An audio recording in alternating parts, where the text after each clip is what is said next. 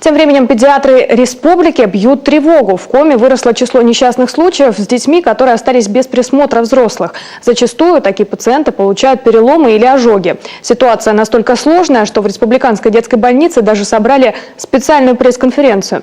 Виктория Палкина о том, к чему приводит любопытство детей и безалаберность взрослых.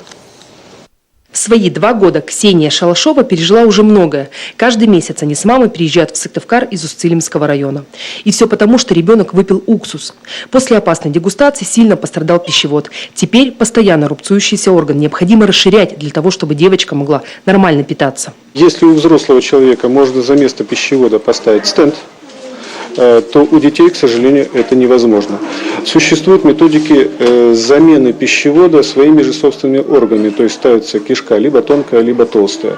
Но опять же, к сожалению, есть положительные и есть отрицательные моменты после операции. И отрицательных моментов очень опять много. В перевязочной травматологическом отделении медики работают с юным пациентом под общим наркозом.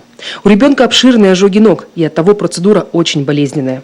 В больницу подросток попал после игр с бензином. Впереди долгие месяцы лечения. После заживления ран поврежденная кожа, она так растет не как здоровая. И эти дети нуждаются впоследствии уже в длительном восстановительном лечении, консервативном и оперативном. То есть ожоги, они создают много проблем. Этим детям еще повезло, говорят врачи. Они лежат в общих палатах. Самые тяжелые пациенты поступают в реанимацию.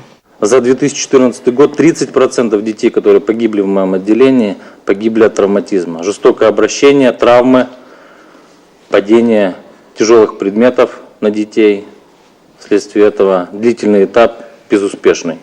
Падают из окон, глотают мелкие предметы, травмируются на качелях и батутах, получают удары током, химические ожоги и отравления. Все это происходит с любопытными и бесстрашными малышами из-за невнимательности родителей, уверены медики. По сути, каждый день 4 ребенка в результате травм либо отравлений поступают к нам в больницу. Причем опережает это не какой-то вот такой год, да, это постоянно статистика на протяжении ряда лет, и такая же статистика, она, соответственно, и по России. К сожалению, это как раз те семьи, которые очень внимательно и очень тщательно и с огромной любовью заботятся о своих детях.